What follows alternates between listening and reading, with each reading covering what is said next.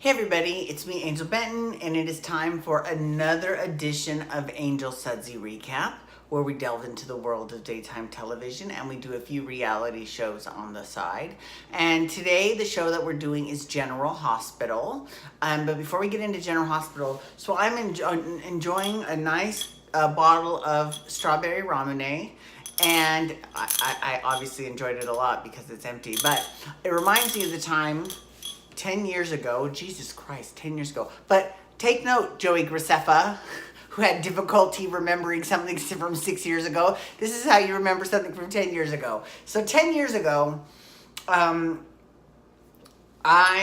had to go to New Orleans for the company that I was working for. But I didn't have enough money to fly, so I took the bus from Los Angeles to New Orleans. Okay, so it's one of those things where I can check off the bucket list that I took the bus that far, because I tell you what, I will never do that again, ever. But I'm not gonna lie, I was kind of scared when I was going to the bus station at first. So I had this bag with me.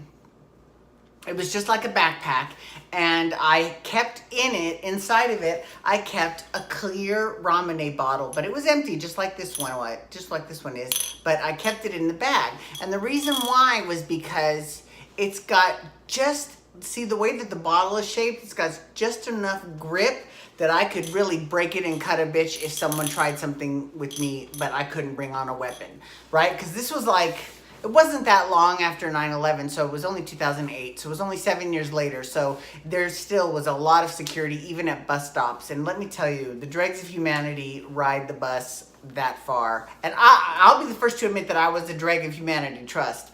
But yeah, I thought that was an interesting story that I would share. And that was also when I got caught in Hurricane Gustav. Myself and Brandon Baker and Rusty, we all got caught. We stayed behind, and I made sure that the models that were working the event got home safe. And then the three of us hunkered down in his house in Slidell. And then we had to drive to Houston, where I caught the bus back from Houston, and they caught their flight. They had a connecting flight in Houston. So it was crazy. But anyways, okay, so before I get into General Hospital, I also want to mention, especially to my girl Anna. Now, I mentioned this in my last Sudsy recap, but I don't know if she watches Young and the Restless or not. Now, she lives in, I think, New Hampshire, which is not that far away from Massachusetts, but I'm going to be in Fall River, Massachusetts.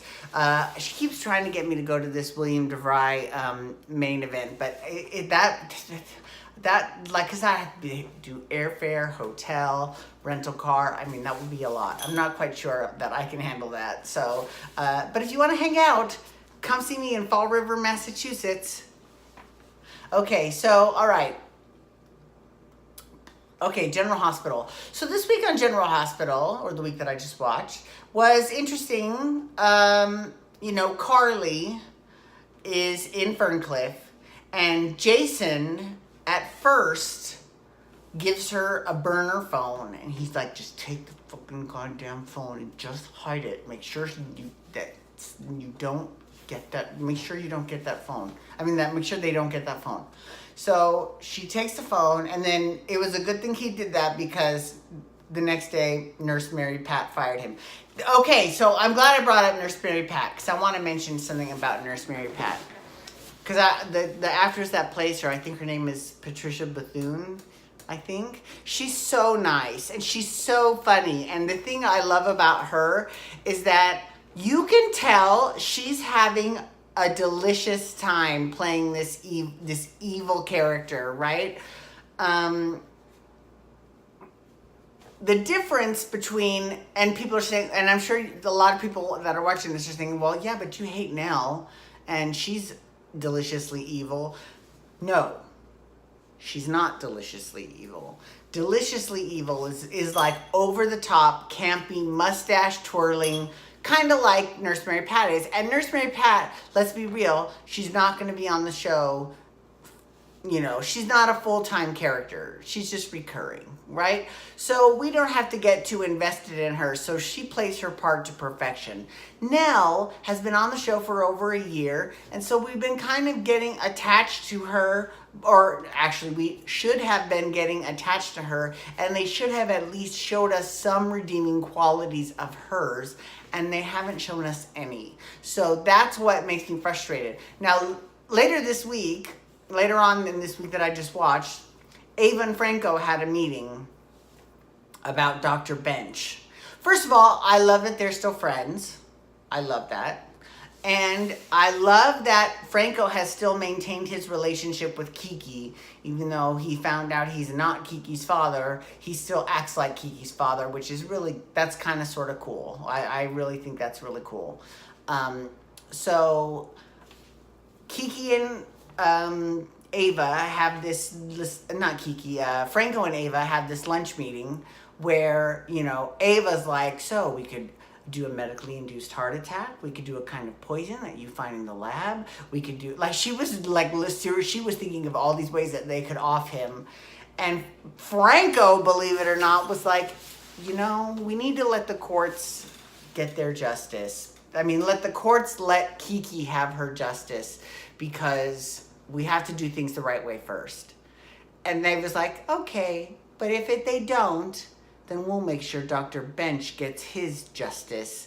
And I was like, yes, bitch, get it. Yes, honey. Yeah, and Franco was like, clink, cheers. I was like, woo, I'll cheers to that too. That was fierce. That was so awesome. I loved it. I was like, yes, I love Ava and Franco together. Okay, so Franco earlier that week was like, Elizabeth had some text going on with this Terry from her past in Colorado, and it was her first kiss. And, Franco was kind of getting a little bit jealous because she was talking about, Terry's coming to town. He's like, oh God, And then at the end of Friday's episode, we see that Terry is a woman now. So, and it's played by a real life transsexual actress, and she's fantastic. And this is something that we can learn, okay? So I'm hoping that the higher ups at Bold and the Beautiful were watching this, because they also have a transgendered character on their show, but that is not played by a transgendered person. That is played by a cisgendered female, Carla Mosley, who I do love. I love her to death. She is fierce. Okay, here's the thing. General Hospital, I hate to say that they did it right, because I don't want to say that Bold and Beautiful did it wrong, but General Hospital treated the subject with the amount of respect that it deserved. They went out and cast a legitimate actress. They established the character with Elizabeth. When we first met Maya, I guarantee you 100% she was not transgendered, because the first words out of her mouth to Daisy were, "Where's my baby?" Now, last time I checked, transsexual people can't have babies on their own. So they later wrote it off as saying it was her boyfriend's child. Oh my God. So that's just kind of annoying. Now, listen. But see, and here's the thing. They did that with a major character like Maya. Okay, that's fine. That's great. Let's play that. She used to be Myron. Now she's Maya. Okay, that's fine, right?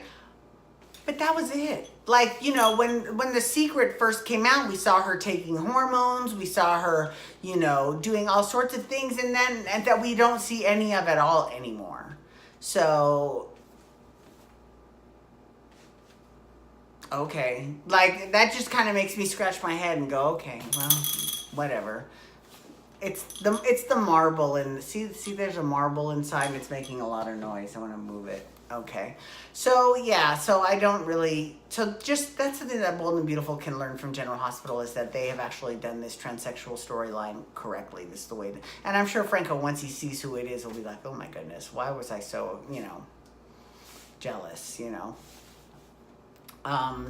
So yeah. Obrecht, fucking love her. Peter, this has probably been the cakest week for Peter ever, because he's just spent the whole week just chained to this bed. So, and pretending to have this infection and going in and out of it, which, okay, that's good. And I kind of enjoy it. Because if I was an actor and I was Peter, and I'd be like, oh, this is the best week ever because I get paid because I'm in the episode. I might have a line here or there, but for the most part, I'm really it's kind of like being in a coma. That's the best, because then you just show up and then you pretend to be asleep the entire scene and that's it. God, I know that characters that are in comas, especially like front burner characters because they're always on screen. Oh man, that must be the best life ever. Oh, damn.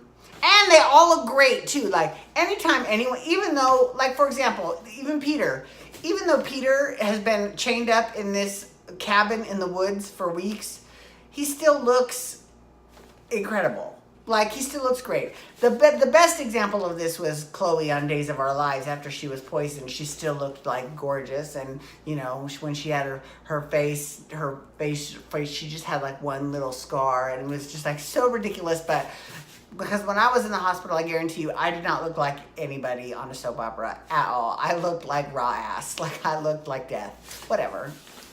It's fine. I was on the hospital. What are you going to do? Anyways, thank you so much for logging on today. I do appreciate it. Please feel free to follow me on Twitter, Instagram, and Snapchat at Angel Benton. You can hashtag GH to talk General Hospital, or you can also hashtag Eastsiders to talk Eastsiders. I'm doing that next. And you can hit that subscribe button on my YouTube channel to get my YouTube videos sent to your email inbox every single day. All right, everyone, have a great night. Peace out. Wubba, wubba, wubba.